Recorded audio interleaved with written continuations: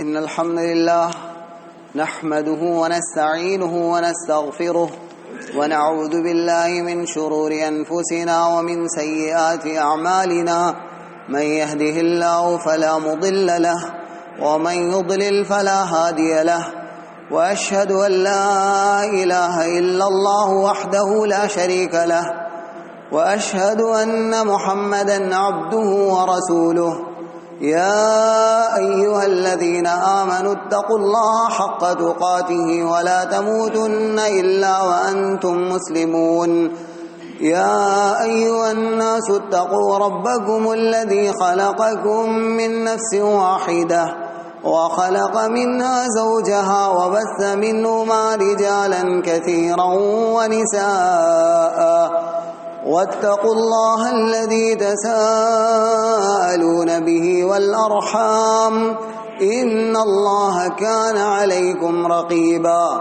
يا أيها الذين آمنوا اتقوا الله وقولوا قولا سديدا يصلح لكم أعمالكم ويغفر لكم ذنوبكم ومن يطع الله ورسوله فقد فاز فوزا عظيما أما بعد فإن أصدق الحديث كتاب الله وخير الهدي هدي محمد صلى الله عليه وسلم وشر الأمور محدثاتها وكل محدثة بدعة وكل بدعة ضلالة وكل ضلالة في النار فاعوذ بالله السميع العليم من الشيطان الرجيم يا أيها الذين آمنوا كتب عليكم الصيام كما كتب على الذين من قبلكم لعلكم تتقون. تمام قسم کی تعریف، بزرگی، کبریائی، حمد و ثنا اور تعریف اور بڑائی کا اکیلا مستحق اللہ رب العالمین ہی ہے. صلاۃ و سلام نازل و اللہ کے تمام انبیاء رسولوں پر، خصوصاً آخری نبی جناب محمد رسول اللہ صلی اللہ علیہ وسلم پر، آپ کے آل و اولاد، آپ کے صحابہ، آپ کے ازواج مطہرات اور آپ کے نقش قدم پر چلنے والے سارے مسلمانوں پر. اللہ کا بے پایا اور بے پناہ احسان اور شکر ہے کہ اس نے رمضان کا ایک مقدس مہینہ ہمیں عنایت فرمایا ہے اپنے خاص فضل و کرم سے. اس مہینے کے اندر روزے کے بارے میں یا روزے کے سلسلے میں چند مسائل کا جاننا ہر مسلمان کے لیے ضروری ہے. آج معاشرے کے اندر جب دیکھا جاتا ہے کہ رمضان کے موسم آنے سے لوگ خوش تو ہوتے ہیں لیکن روزے کے مسائل اور رمضان کے مہینے کے بعض احکام سے واقف نہیں ہوتے ہیں. اسی لیے میں نے مناسب یہ سمجھا کہ آج کے خطبے کے اندر کچھ ان ضروری مسائل کو جو ایک عام مسلمان جو نہیں جانتا ہے، جن مسلمانوں کی ایک بڑی تعداد ہے جو ابھی تک مسجدوں میں حاضر نہیں ہوئے ہیں. بہت سارے لوگ الحمدللہ جو پہلے سے مسجدوں میں آتے ہیں ان کے پاس معلومات ہوتی ہے، لیکن بہت سارے مسلمان ایسے جو تاخیر سے آتے ہیں تو ان کو روزے کے وہ اہم مسائل جو انہیں معلوم نہیں ہے ان کو بتانا بڑا مشکل ہو جاتا ہے، اور ایک خطیب خطبے کو مؤخر بھی نہیں کر سکتا ہے. آپ جب دیکھیں کہ 12:40 ہو جائے تو ایک بڑی تعداد مسلمانوں کی مسجد کے اندر داخل ہوتی ہے. جو آپ نے 20-25 منٹ خطبہ سنا ہے اس سے وہ محروم رہ جاتے ہیں اور وہ مسائل کو نہ جاننے کی وجہ سے اپنی زندگی میں بہت بڑا بھول کرتے ہیں اور بڑا جرم اور گناہ کرتے ہیں جو اللہ کے نزدیک ناقابل معافی ہے. آئیے دیکھتے ہیں کہ رمضان کے مہینے میں سب سے پہلے ہمیں کیا سمجھنا چاہیے. ہم سبھی جانتے ہیں کہ روزہ اللہ رب العالمین نے ہر مسلمان پر فرض کیا ہے. اللہ نے قرآن مقدس کے کہا یا ایھا الذین آمنوا کتب علیکم الصیام، اے مسلمانوں، اے مومنوں، تمہارے اوپر رمضان کے مہینے کا روزہ فرض کر دیا گیا ہے، اور یہ کوئی نئی بات اور نئی چیز نہیں ہے، تم سے پہلے شریعت کے اندر بھی سارے انبیاء کے یہاں روزے کو فرض کر دیا گیا تھا، لیکن الگ الگ اوقات اور الگ الگ کیفیت کے ساتھ ان روزے کو فرض کیا گیا تھا۔ ہماری اور امت محمدیہ کو اللہ تعالیٰ نے جو روزے کو فرض کیا ہے، اس میں بہت ساری آسانیاں پیدا کی ہے، جو ایک الگ بحث ہے کہ ایک روزے کے اندر اللہ تعالیٰ نے کس کس طرح کی آسانیاں صرف امت محمدیہ کے لیے رہی۔ کچھ باتیں ہو سکتا ہے خطبے کے اندر آئے۔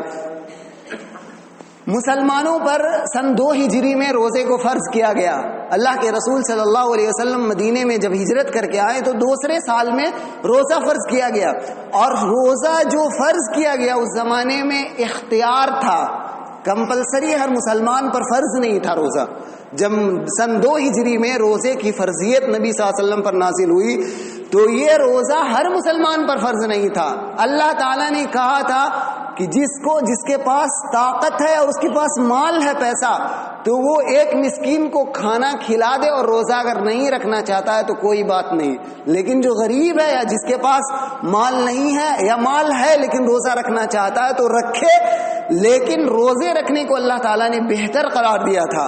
وَأَن تَصُومُوا خَيْرٌ لَكُمْ إِن كُنتُمْ تَعْلَمُونَ، فرض تو نہیں ہے ابھی، روزہ فرض اس معنی میں نہیں کہا، روزہ تمہارا رکھنا یہ زیادہ بہتر ہے۔ جب سن 2 ہجری میں روزہ فرض ہو گیا اور جب یہ آیت نازل ہوئی فَمَن شَهِدَ مِنْكُمُ الشَّهْرَ فَلْيَصُمْ، اب جو کوئی بھی رمضان کا مہینہ پا لیتا ہے اس پر واجب ہے کہ وہ رمضان کے مہینے کا مکمل روزہ رکھے۔ روزہ کن لوگوں پر واجب ہے؟ روزہ ہر اس مسلمان مرد پر جو بالغ ہو چکا ہے، جس کی عقل صحیح ہے، جو صحت مند ہے، تندرست ہے بالکل، اور جو سفر میں نہیں ہے، ایسا شخص پر چاہے وہ مرد ہو یا عورت ہو روزہ رکھنا فرض ہے۔ اگر کوئی انسان رمضان کا مہینہ آ رہا ہے اور وہ گھر سے باہر نکلا ہوا سفر میں ہے، کسی اپنے شہر کے اندر موجود نہیں ہے، گاؤں کے اندر دوسرے دور دراز علاقے میں چلا گیا اور رمضان کا مہینہ آ گیا ہے، اور مسافر وہ چند دنوں کے لیے عارضی طور پر گیا ہو، وہ شخص نہیں جیسے ہمارے معاشرے میں بہت سارے لوگ نوکری کرنے کے لیے جاتے ہیں اور وہیں رہتے ہیں، مستقل وہاں قیام کرتے ہیں، ان لوگوں کے لیے نہیں۔ جو کچھ کام کے لیے تجارت سے گئے ہیں، علاج کے لیے گئے ہیں، اپنے شہر سے باہر ہیں، وہاں پر رمضان کا مہینہ ان کو پہلا روزہ مل رہا ہے تو وہاں پر انہیں روزہ رکھنا ضروری نہیں ہے۔ اس حالت میں اگر وہ رکھ لیں تو ان کا روزہ اللہ کے یہاں قابل قبول نہیں ہے، لیکن سفر کی حالت میں وہ ہیں تو اللہ تعالیٰ نے رخصت دی ہے کہ جب تک وہ سفر میں ہے اپنے روزے کو توڑ سکتے ہیں، روزہ نہیں رکھ سکتے ہیں، لیکن اپنے گھر واپس آ جانے کے بعد ان کو روزہ رکھنا ضروری ہو جائے گا، کیونکہ وہ تندرست ہے۔ ان کی رخصت کی جو علت اللہ تعالیٰ نے بیان کیا، فَمَن كَانَ مِنْكُمْ مَرِيضًا أَوْ عَلَى سَفَرٍ، جو شخص بیمار ہو یا سفر کی حالت میں ہو، تو کہا أَوْ عَلَى سَفَرٍ، جو سفر کی حالت میں وہاں پر سفر میں روزہ نہیں رکھے گا، صحت مند رہنے کے باوجود رخصت ہے، ضروری نہیں کہ وہ نہ رکھے، اگر رکھنا چاہے تو رکھ سکتا ہے، لیکن رخصت کو اختیار کرنا چاہے تو رخصت وہ قبول کر سکتا ہے، روزہ نہیں رکھے گا، لیکن گھر واپس آ جانے کے بعد رمضان کے جو روزے اس سے چھوٹ گئے ہیں اور فوت ہو چکے ہیں، اپنے گھر میں رمضان کے بعد اس کو مکمل کرے گا۔ یہ وہ شخص ہے جس پر روزہ اس وقت فوری طور پر واجب نہیں ہے۔ اس کے بعد ایک مریض ہے، بیمار شخص ہے جو کمزور ہو چکا ہے، وہ شخص اپنی بیمار، ڈاکٹر نے اسے منع کر دیا ہے، وہ اپنے آپ کے اندر بہت زیادہ کمزوری محسوس کر رہا ہے، وہ روزے رکھنے کی حالت میں بالکل نہیں اپنے آپ کو پا رہا ہے، تو وہ شخص روزہ رمضان کے مہینے کا چھوڑ سکتا ہے، روزے کے دنوں میں افطار کر سکتا ہے بعد میں، لیکن جب اس کی بیماری دور ہو جائے، جب وہ صحت مند اور تندرست ہو جائے تو اپنے روزے کو دوبارہ رکھنا، جتنے روزے چھوٹ گئے ہیں واجب اس پر ہو جاتا ہے۔ یہ ہمیں سمجھنا ہے۔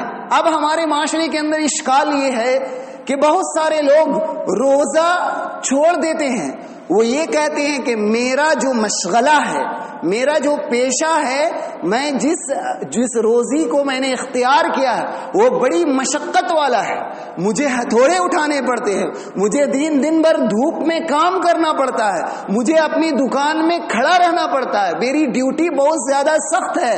میں ایسے تمام لوگوں کو یہ جان لینا چاہیے کہ اللہ تعالیٰ نے ان لوگوں کے لیے روزے کو چھوڑنے کی اجازت نہیں دی ہے. روزی کمانے کے غرض سے جو مشقت ہوتا ہے انسان، جو مشقت ہوتی ہے انسان کو، اس مشقت کی وجہ سے اللہ تعالیٰ نے روزے چھوڑنے کی اجازت نہیں دی ہے اور روزے کو اسلام کا رکن قرار دیا ہے. ہم اور آپ، ایک عام مسلمان آج جو مسجدوں سے بہت دور رہتا ہے، بہت کبھی کبھار مسجد میں آتا ہے، اسے معلوم ہی نہیں ہے روزہ آدمی کے اسلام کا ایک رکن ہے. اگر اس روزے کو اس نے چھوڑ دیا ہے تو اس نے اپنے اسلام کو ضائع کر دیا ہے. اگر وہ یہ کہتا ہے کہ روزہ فرض نہیں ہے، روزے کو انکار کرتا ہے، تو اس کا اسلام کوئی کام کا نہیں ہے. لیکن روزہ چھوڑ دینا، دین کے ایک رکن کو چھوڑ دینا اور اپنے اسلام کو برباد کر دینے کے برابر ہے. جیسا کہ اللہ کے رسول صلی اللہ علیہ وسلم نے حدیث میں فرمایا، بنی الاسلام علی خمس شہادت اللہ الہ الا اللہ، کہ اسلام کی بنیاد 5 چیزوں میں سے، اور ان میں سے ایک چیز وصوم رمضان، رمضان کے روزے کو رکھنا. اس کے بعد ہمیں یہ جاننا چاہیے، ہم یہ جان چکے کہ رمضان کا روزہ فرض ہے. اب رمضان کے روزے کو رکھنے کے لیے نیت کرنی ضروری ہے، اور نیت ہر عمل کے لیے ضروری ہے. بخاری شریف کی پہلی حدیث جس میں اللہ کے رسول صلی اللہ علیہ وسلم نے فرمایا، انما الاعمال بالنیات، ہر عمل کے پیچھے آپ کو نیت، ہر عمل کا دار و مدار نیت پر ہے. اللہ تعالیٰ اس عمل کے پیچھے آپ کا غرض، قصد کیا ہے، نیت کہا جاتا قصد، ارادہ. نیت کیا ہے، آپ کیا چاہتے ہیں، کیوں اس کام کو کرنا چاہتے ہیں؟ تو آپ کا جواب ہوگا اللہ سے ثواب کی امید کرتے ہوئے، اللہ پر ایمان، اللہ کی شریعت پر ایمان رکھتے ہوئے. قیامت کے دن اللہ تعالی ہم سے حساب و کتاب لے گا، اس پر یقین رکھتے ہوئے اس روزے کے بارے میں پوچھے گا. ہم یہ روزہ رکھنے جا رہے ہیں، یہ نیت کا معنی ہوا، ہم خالص اللہ کی نیت کرتے ہوئے اپنے روزے کو رکھیں. اور نیت کب کیا جائے گا؟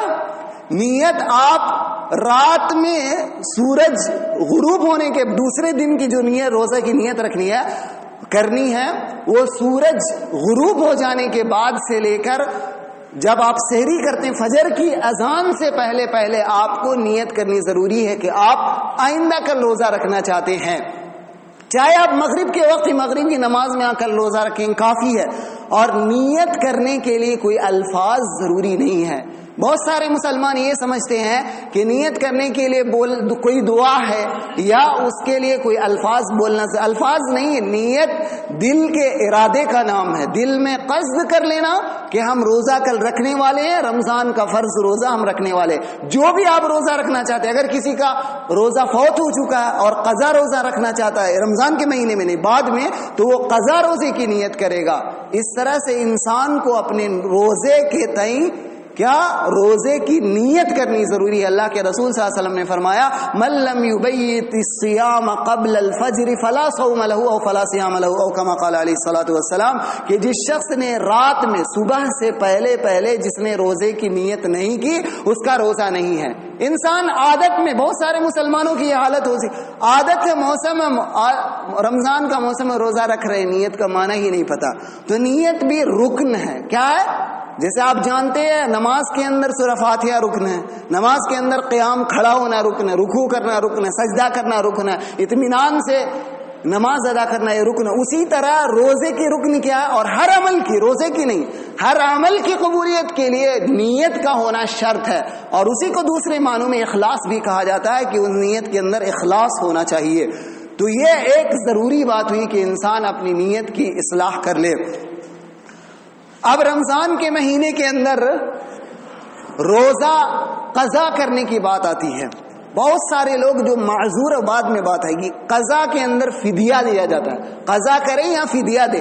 ایک ہے فدیہ، رمضان کے مہینے میں جو فدیہ ادا کیا جاتا ہے، یہ فدیہ کیا ہے؟ جس کو اللہ نے کہا وَعَلَى الَّذِينَ يُطِيقُونَهُ فِدْيَةٌ طَعَامُ مِسْكِينٍ، کہ جو روزہ دار، جو شخص، جو ایسا مریض جو بوڑھا ہو چکا ہے یا بیمار ہے کچھ چند دنوں کے لیے، یا سفر میں ہے، یا حاملہ عورت ہے، یا دودھ پلانے والی عورت ہے، ایسے لوگ جو روزہ چھوڑ رہی ہیں اس کو کیا ہے؟ قضا کرنا ہے۔ اور بعض لوگوں کو ان میں سے فدیہ، ابھی بات آئے گی کن لوگوں کو قضا کرنا ہے، صرف کن لوگوں کو فدیہ دینا ہے، اور کن لوگوں کو فدیہ اور قضا دونوں دینا ہے۔ تو یہ بات آپ یاد رکھیں کہ فدیہ کیا چیز ہے۔ فدیہ یہ ہے کہ جو بہت زیادہ ہمارے بزرگ ہو چکے ہیں، بوڑھے ہو چکے ہیں، بوڑھا یا بوڑھی، یا بہت ایسا بیمار جو اس کے بعد شفایاب نہیں ہو سکتا ہے، ایسے شخص کو فدیہ دینا ہے۔ کیا فدیہ دیں گے؟ ایک آدمی کو روزانہ کھانا کھلانا ہے۔ حضرت انس بن مالک رضی اللہ عنہ جب بوڑھے ہو گئے تھے تو انہوں نے 30 ایک بڑے ہانڈی میں کھانا بنوایا، اور سرید جو مدینے کا عرب کا سب سے بہترین کھانا ہوتا ہے، سرید کہا جاتا ہے، اس میں گوشت اور روٹی توڑ کر ملایا جاتا ہے اور بہت عمدہ اور لذیذ مانا جاتا ہے عربوں کے یہاں۔ تو اس کھانے کو 30 مسکین کو بلا کر انہوں نے کھلا دیا۔ یا تو یہ آپ فدیہ ادا کریں، یا 30 دن کا کھانا آپ دے دیں، کسی ایک مسکین کو بھی دے سکتے ہیں اور بہت سارے مسکین کو الگ الگ بھی دے سکتے ہیں۔ اور بعض علماء کے یہاں نصف سا، آدھا سا یعنی 1.25 کلو یا 1.5 کلو آپ چاول آپ دے دیں ایک مسکین کو، ایک دن کے حساب سے 30 دن کے حساب سے 30 مرتبہ آپ اس کو اکاؤنٹ کر کے، تو یہ آپ کا فدیہ ہو جائے گا۔ اب مسئلہ باقی رہا کیسے لوگ ہیں جو لوگ، کون قضا کرے گا، کون فدیہ دے گا، اور کون قضا اور فدیہ دونوں عطا کرے گا۔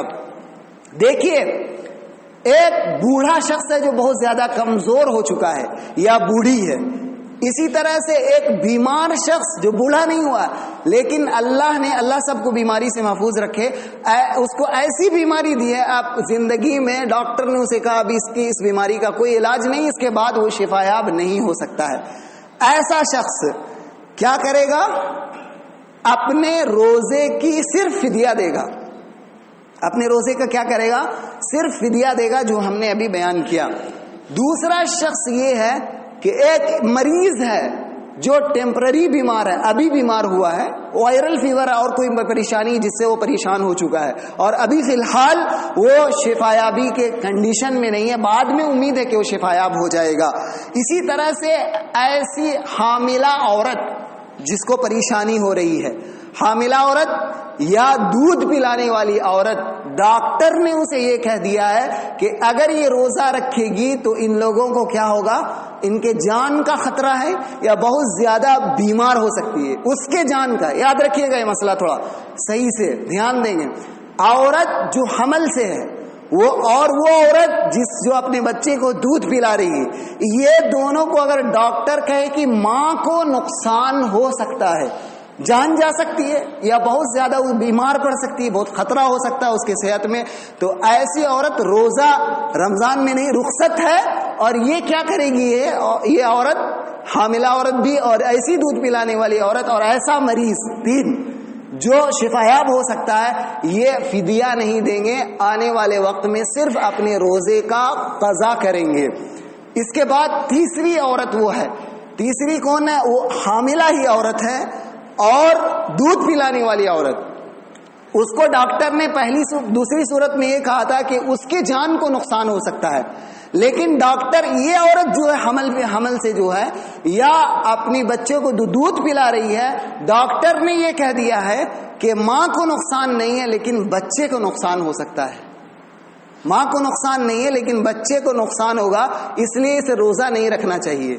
تو وہ عورت روزہ افطار کر سکتی ہے۔ افطار کرنے کا معنی یہ ہے کہ روزہ نہیں رکھنا، بہت سارے لوگ نہیں سمجھتے ہیں، عربی میں افطار کہا جاتا ہے، اسی لیے میں کہہ دیا کہ روزہ نہیں رکھ سکتی، رمضان میں روزے کو چھوڑ سکتی ہے، اس کے بعد اس روزے کا قضا کرنا بھی ضروری ہے۔ قضا کرے گی ایک چیز، اور دوسری چیز کیا ہے؟ اس کو فدیہ بھی دینا ہوگا۔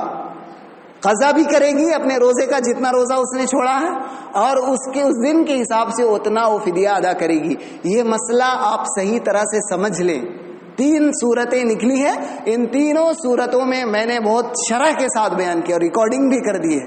تاکہ آپ کو اگر اشکال ہو تو آپ مسئلے کو صحیح طرح سے سمجھیں، اور غلط سمجھ کر نہ سمجھ میں آئے تو دوبارہ رجوع کر کے پوچھ لینا چاہیے. اور معاشرے میں 2-3 طرح کی باتیں نہیں آنی چاہیے، اور اختلاف سے مسلمان کو بچنا چاہیے.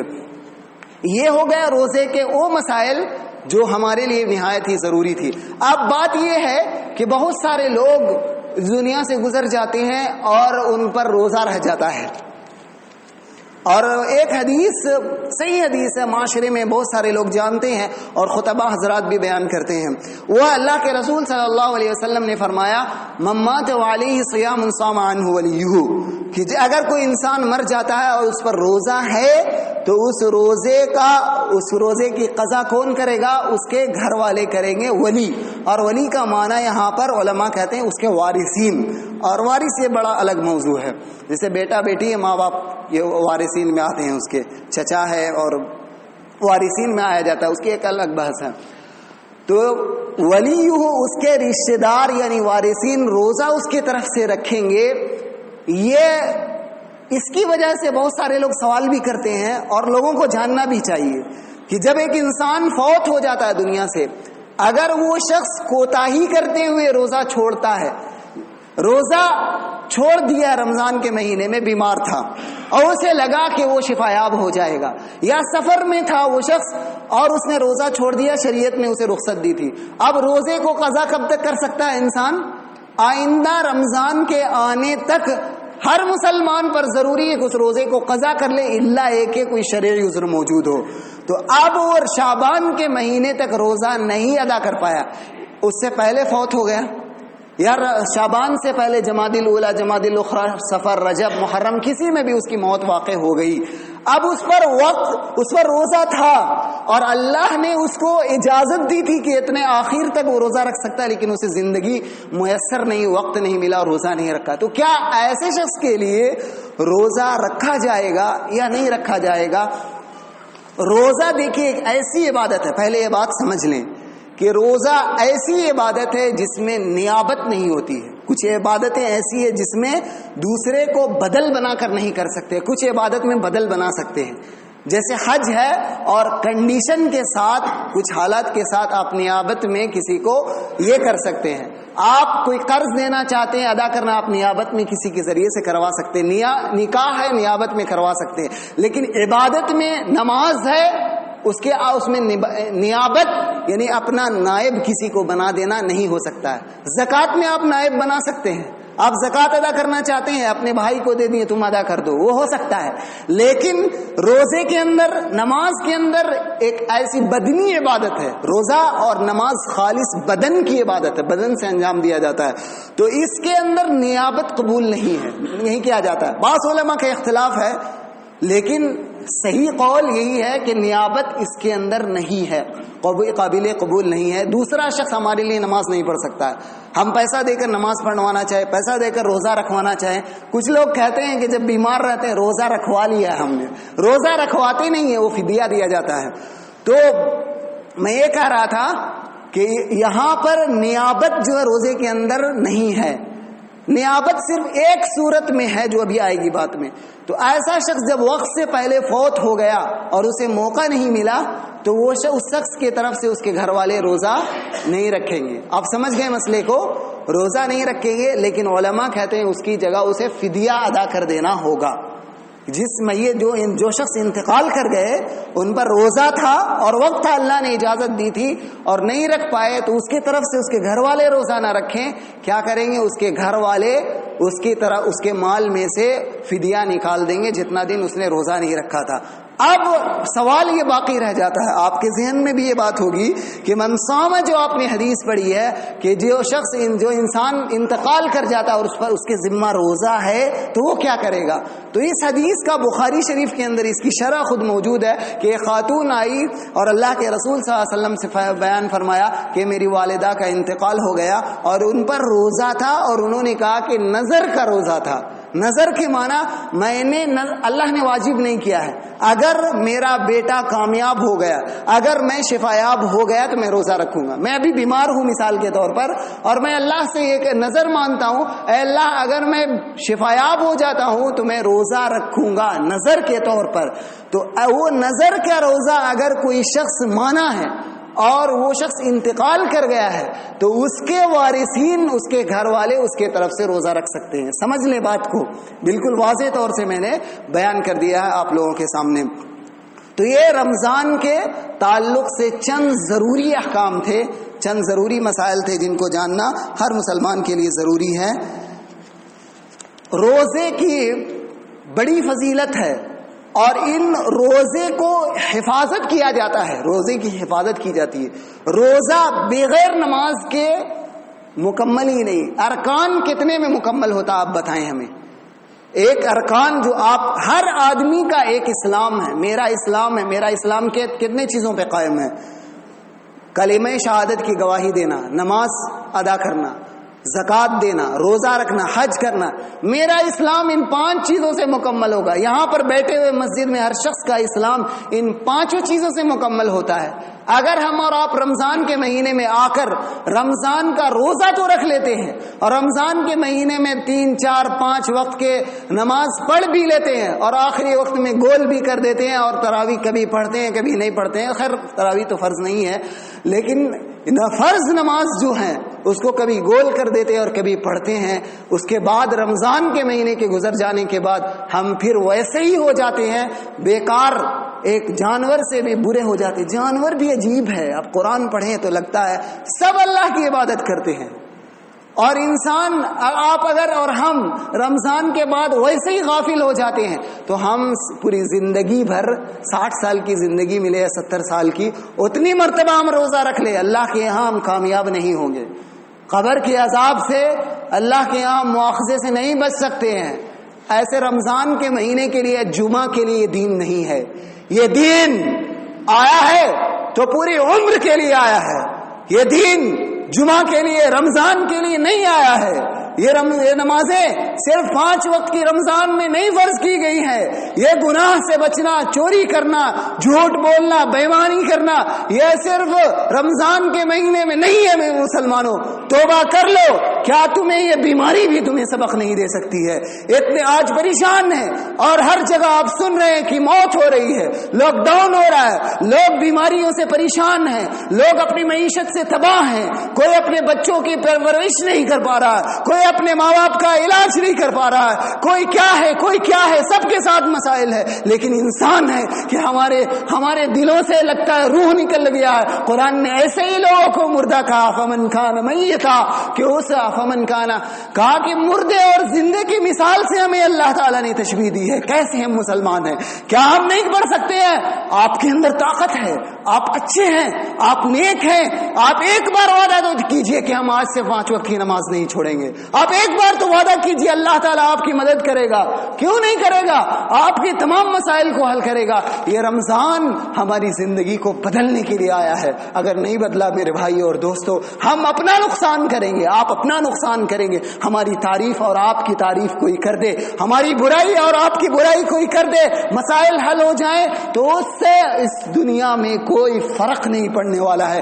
آپ کا آخرت انہی چیزوں میں ہے جس کو اللہ تعالیٰ نے آپ کا دین قرار دیا ہے. اس دین کو ماننا میرے بھائی اور دوستوں بہت ضروری ہے, اسے بہت سیریس سے لینا ضروری ہے. یہ کورونا کوئی بڑی چیز نہیں ہے. یہ بارہا میں کہتا ہوں, کورونا اللہ کی رحمت ہے, رحمت ہے, رحمت ہے. اس لیے کہ ان ظالموں نے مسلمانوں کو بہت تکلیف پہنچایا, اور ابھی بھی ہماری حکومت جو اس ملک کے اندر ہے, اس کی جو ناپاک سازشیں ہیں اور ناپاک جو نیتیں ہیں, اس سے آپ واقف ہیں. اور اسی کورونا نے ان کے پیروں پہ آج لگام رکھ دیا. اسی لیے آج مسلمانوں کو یہ تکلیف پہنچانے سے باز ہیں. اور پوری دنیا میں جہاں بھی یہ امریکہ ہو ڈکیت, یہ رشیا ہو ڈکیت, مسلم ممالک کے حکمراں جو ان سے تعلقات کرتے ہیں وہ الگ چیز ہے, وہ جائز ہے. لیکن ان کی جو نیتیں ہیں, اور ان کو ہر ملک میں جا کر جہاں خون کرنا, فساد مچانا, چاہے چائنا ہو, جتنے بھی غیر مسلم ہیں, اللہ نے, علماء نے یہ دین کے اندر ایک قاعدہ بیان کیا, الکفر ملت واحد واحدہ، ساری کافر طاقتیں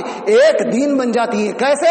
اسلام کے خلاف ہو کر. اسی لیے ضروری ہے کہ اس کورونا کو رحمت سمجھے، اور مسلمانوں کو اگر موت ہوتی ہے تو اگر وہ نیک حالت میں ہے تو اسے مرنا ہی ہے اور اسے شہادت کی انشاءاللہ اللہ سے امید ہے کہ وہ شہادت کی موت ہوگی، اور نیک حالت میں ہوگی تو آخر نیک حالت میں ہوئی تو ورنہ ایسے بھی مرنا تھا ویسے بھی مرے ہیں. اچھی حالت میں ہوئی تو اللہ تعالیٰ اس کی مغفرت فرمائے گا. اسی لیے اس کو آپ کوئی غلط چیز نہ سمجھے، لیکن موقع جانے جب تک لاک ڈاؤن نہیں ہوا ہے اللہ سے دعا کرے کہ لاک ڈاؤن نہ ہو، اور آپ اسی طرح سے تراویح اور 5 وقت خصوصاً 5 وقت کی نمازیں ادا کرتے رہے. یا اگر بالفرض لاک ڈاؤن ہو بھی جائے تو گھروں میں جماعت بنا کر اور اپنے اپنے علاقے میں نماز پڑھے. اللہ تعالیٰ سے دعا ہے کہ اللہ تعالیٰ ہمیں دین کی سمجھ عطا فرما. اللہ تعالیٰ ہمارے دلوں کے اندر اللہ اپنا ڈر اور خوف پیدا کر دے. اللہ ہمارے دلوں کے اندر تقوی عطا کر دے. بارک اللہ لی ولکم فی القرآن العظیم ونفعنی وإیاکم بالآیات والذکر الحکیم. انہ تعالی جواد کریم ملک بر رؤوف الرحیم.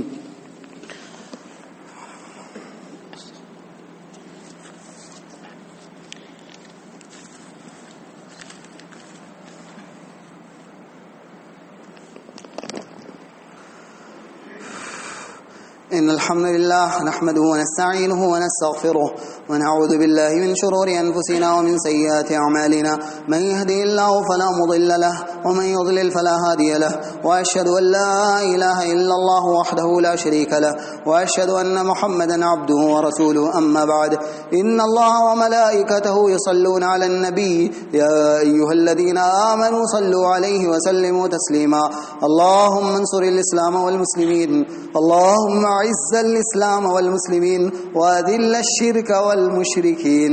اللهم اشف مرضانا ومرضى المسلمين، وارحم موتانا وموتى المسلمين، وفك أسرانا وأسر المسلمين، واقض عنا الدين وعن المدينين برحمتك يا أرحم الراحمين. اللهم إنا نسألك الهدى والتقى والعفة والغنى. ربنا ظلمنا أنفسنا وإن لم تغفر لنا وترحمنا لنكونن من الخاسرين. اللهم اسقنا غيثا مغيثا مريا مريا نافعا غير ضار عاجلا غير عاجل.